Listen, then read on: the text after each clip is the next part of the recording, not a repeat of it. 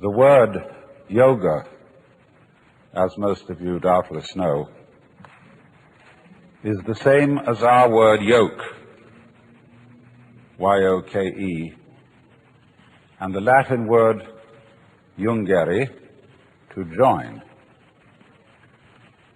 Join, junction, yoke, union, all these words are basically from the same root. And so likewise, when Jesus said, "My yoke is easy," he was saying, really, my yoga is easy. And the word, therefore, basically denotes the state that would be the opposite of what our psychologists call alienation,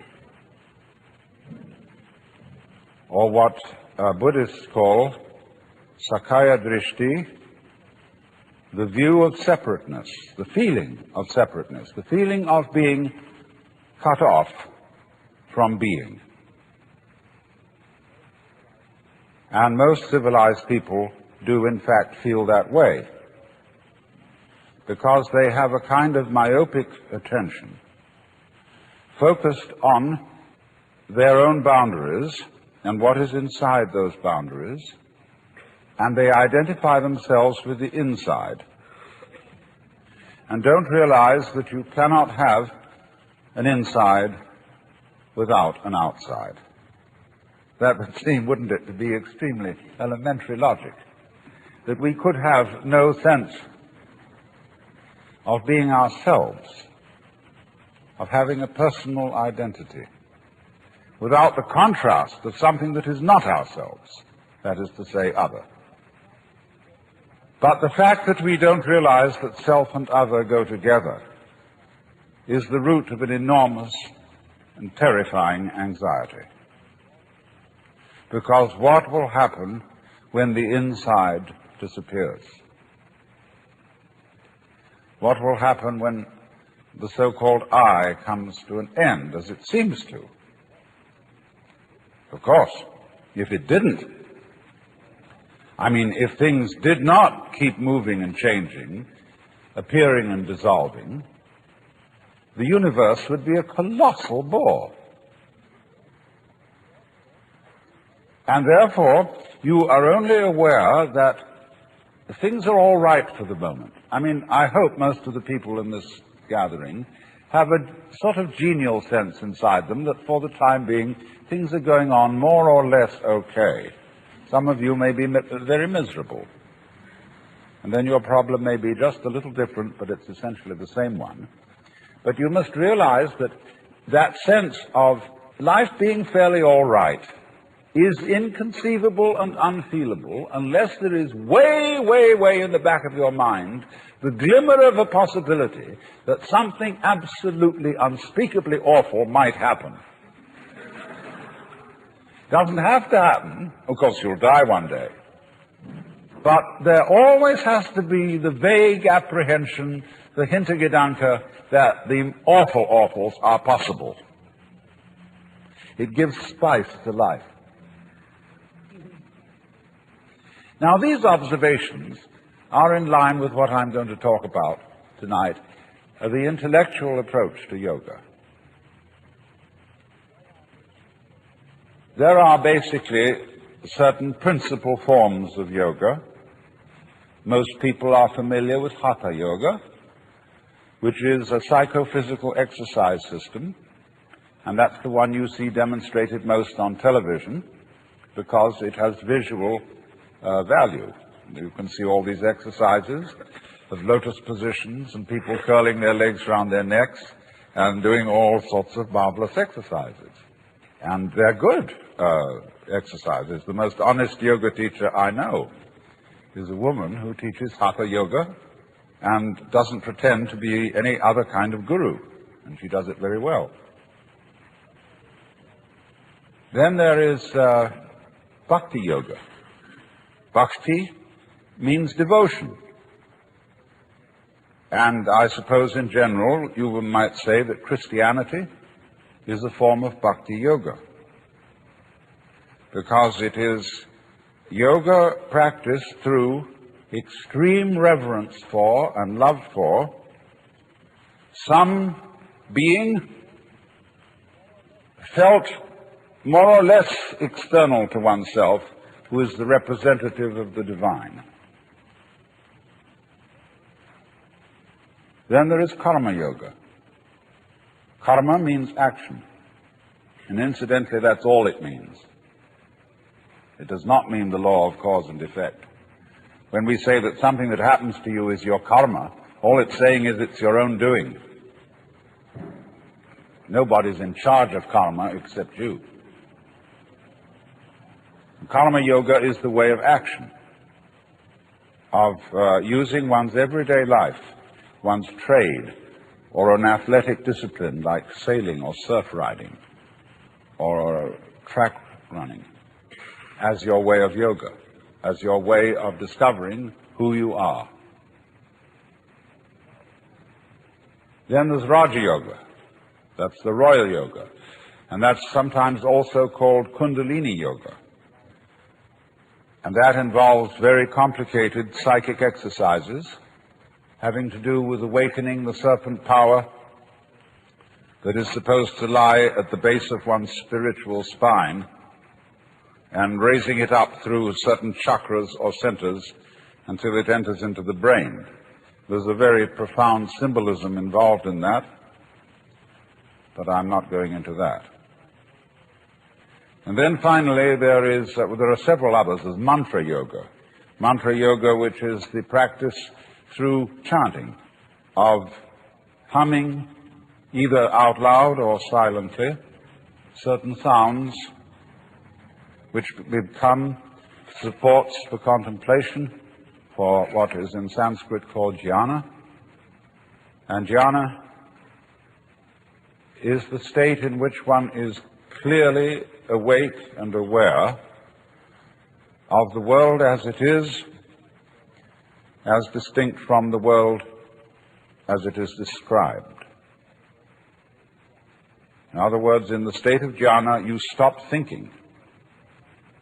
That is to say, you stop talking to yourself and figuring to yourself and symbolizing to yourself what is going on.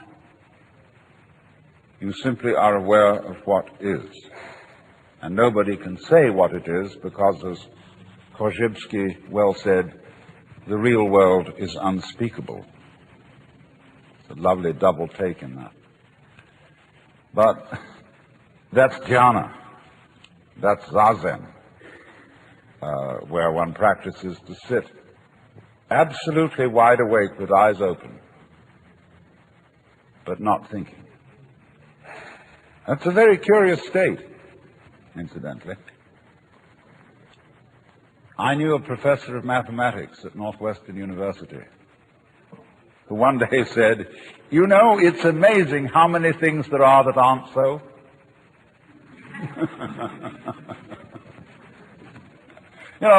He was talking about old wives' tales and scientific superstitions and so on.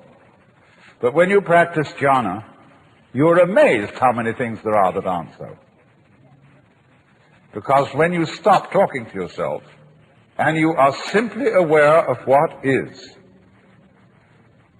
that is to say, of what you feel, what you sense, even that saying too much, you suddenly find that the past and the future have completely disappeared. So also have disappeared the so-called differentiation between the knower and the known, the subject and the object, the feeler and the feeling, the thinker and the thought. They just aren't there, because you have to talk to yourself to maintain those things. They're purely conceptual. They're ideas. They're phantoms, ghosts. So when you allow thinking to stop, all that goes away. And you find you're in an eternal here and now. And there's nowhere you're supposed to be. There's nothing you're supposed to do. There's nowhere you're supposed to go, because in order to think you're supposed to do something, you have to think. And so it's incredibly important to unthink at least once a day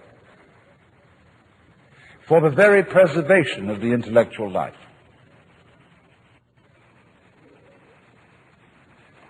So if we stop that temporarily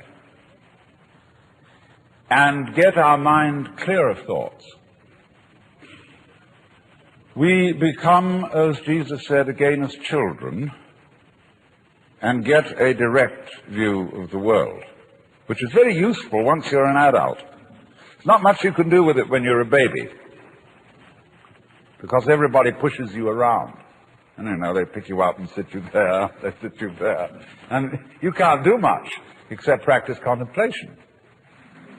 Only you can't tell anyone what it's like. But when, as an adult, you can recapture the baby's point of view, you will know what all child psychologists have always wanted to know, how it is that a baby feels. And the baby, according to Freud at least, has the oceanic experience. That is to say, a feeling of complete inseparability from what's going on. The baby is unable to distinguish between the universe and his or her action upon the universe. And most of us, if we got into that state of consciousness, might be inclined to feel extremely frightened. And beginning to ask, who's in charge? I mean, who controls what happens next? We would ask that because we are used to the idea that the process of nature consists of controllers and controlees, things that do and things that are done to. This is purely mythological. So many spiritual teachers and gurus will look at their disciples and say, I am God. I have realized. See? But the important thing is that you are. Whether I am or not is of no consequence to you whatsoever. I could get up and say, I have realized. I put on a turban and yellow robe and whatever, and say, come and have darshan. I'm Guru. You need the grace of Guru in order to realize, and so on, and it'd be a wonderful hoax. It'd be like picking your pockets and selling you your own watch.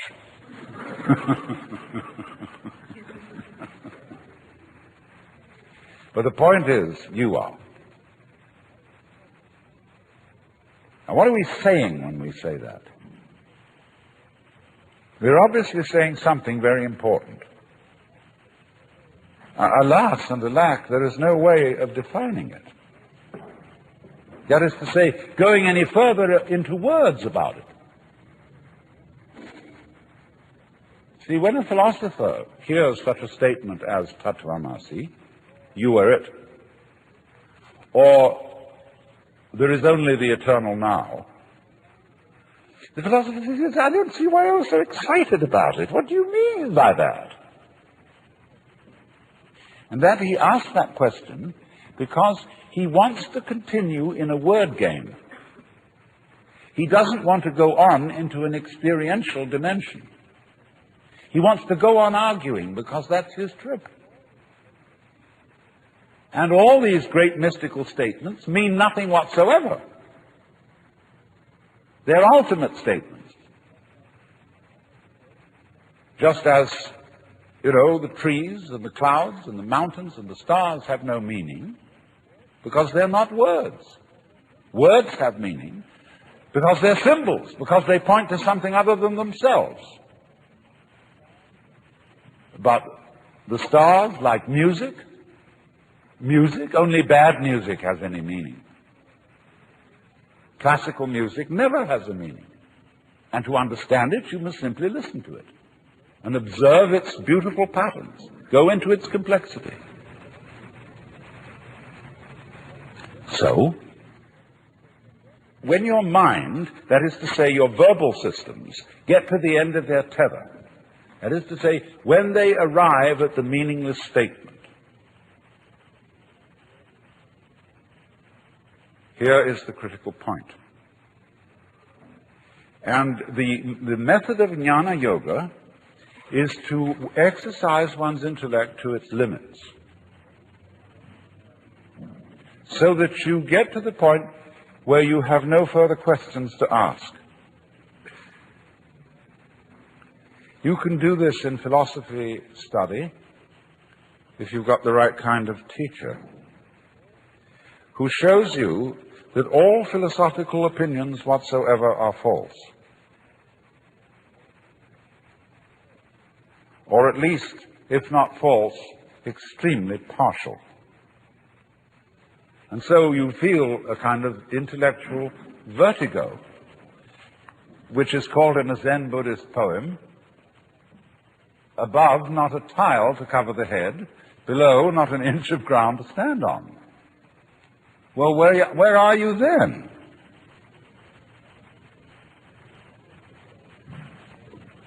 Well, of course you always were. You've discovered you're it. And that's very uncomfortable, because you can't grab it. See here, I've discovered that whatever it is that I am, that's not something inside my head. It is just as much out there as it is in here, but whatever it is, I cannot get hold of it. Well, that gives you the heebie-jeebies. You get butterflies in the stomach, anxiety, traumas, and all kinds of things. But this was all explained by Shankara, the great Hindu commentator on the Upanishads, the great master of the non-dualistic doctrine of the universe, when he said, "That which knows, which is in all beings the knower, is never an object of its own knowledge."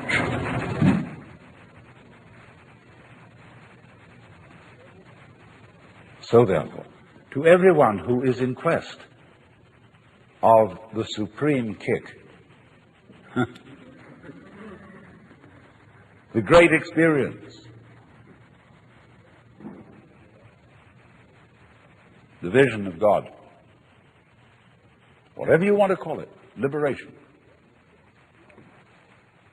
When you think that you're not it, any old guru can sell you on a method to find it. And that may not be a bad thing for him to do. Because, as Blake said, a fool who persists in his folly will become wise. And a clever guru is a person who leads you on. Here, kitty, kitty, kitty, kitty, kitty. I've got something very good to show you. Yeah.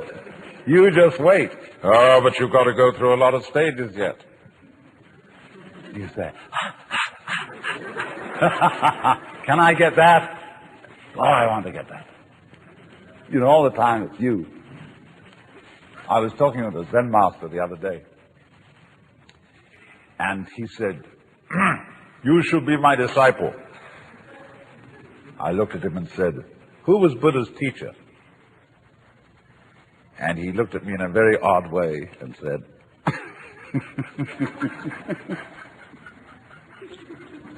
so he burst into laughter, and he gave me a piece of clover.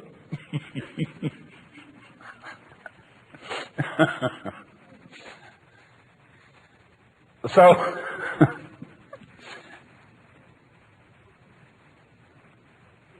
you see, so long as you can be persuaded that there's something more that you ought to be than you are, you've divided yourself from reality, from the universe, from God, or whatever you want to call that, the tat in Tattvamasi. And you will find constantly, if you are interested in anything like this, in psychoanalysis, in Gestalt therapy, in sensitivity training, in any kind of yoga or what have you, that there will be that funny sensation of what I'll call spiritual greed that can be aroused by somebody indicating to you, there are still higher stages for you to attain. You should meet my guru.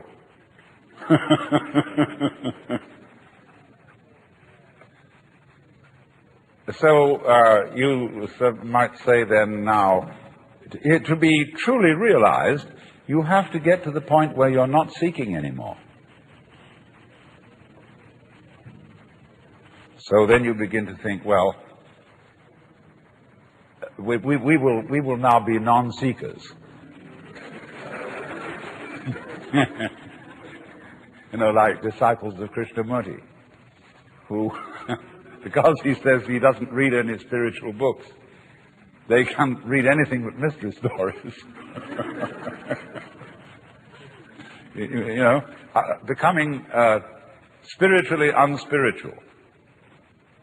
Well, you find that that too is what is called in Zen legs on a snake. It's irrelevant. You don't need not to seek, because you don't need anything.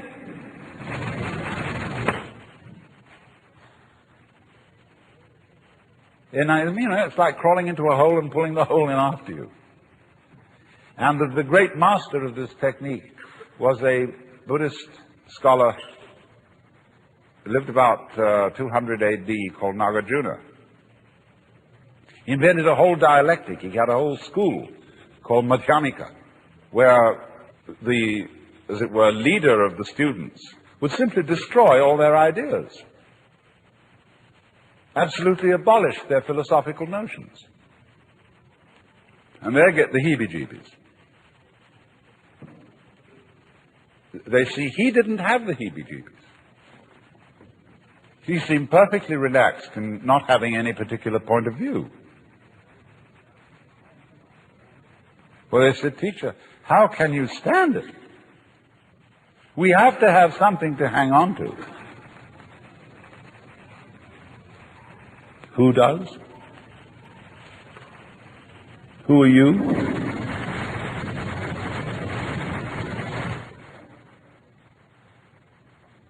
And eventually you discover, of course, that it's not necessary to hang on to anything,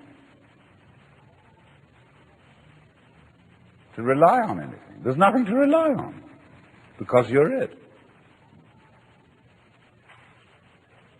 It's like the universe. It's like asking the question, where is the universe? And by that I mean the whole universe. Whereabouts is it in space?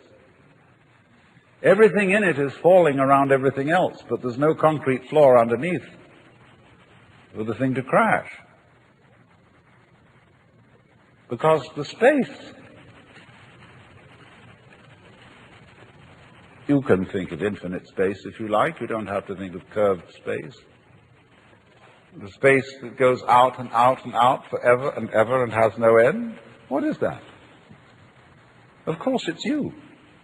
What else could it be?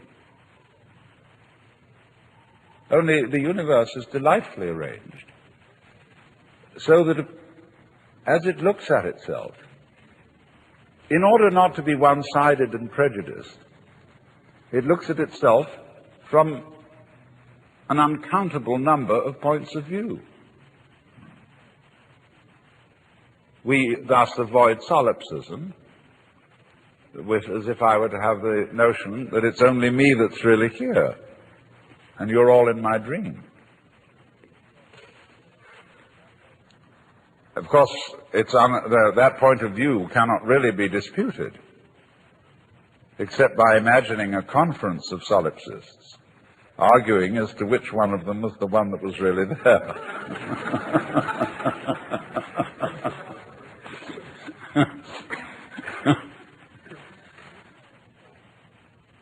Now, you see, if you understand what I'm saying with your intelligence, and then take the next step and say, but I understood it now, but I didn't feel it. Then next I raise the question, why do you want to feel it? You say, I want something more, because that's, again, that spiritual greed. And you could only say that because you didn't understand it. There is nothing to pursue because you're it. And if you don't know that, you always were it.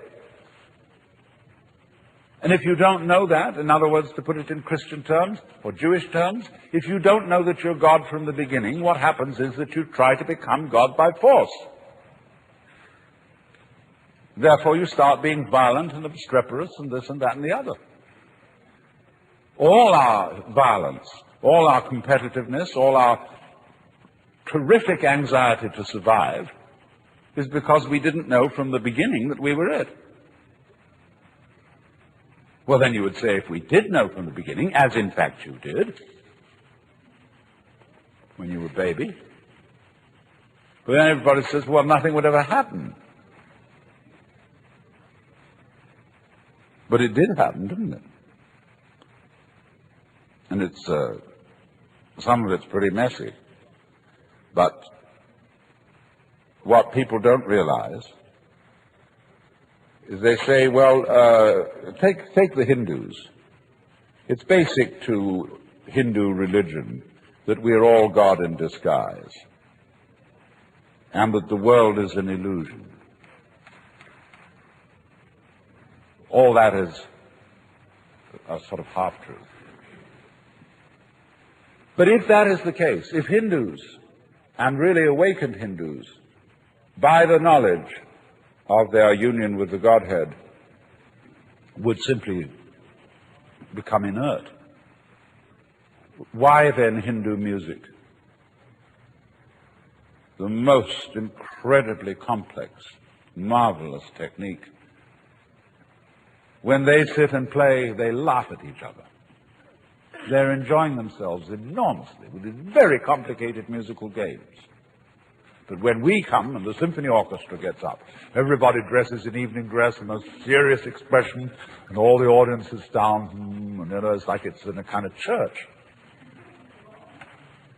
And there's none of that terrific zest where the drummer, the tabla player, laughs at the sarod player as they compete with each other in all kinds of marvelous improvisations. So, if you do find out, by any chance, who you really are, you, instead of becoming merely lazy, you start laughing. And laughing leads to dancing. And dancing needs music. And we can play with each other for a change.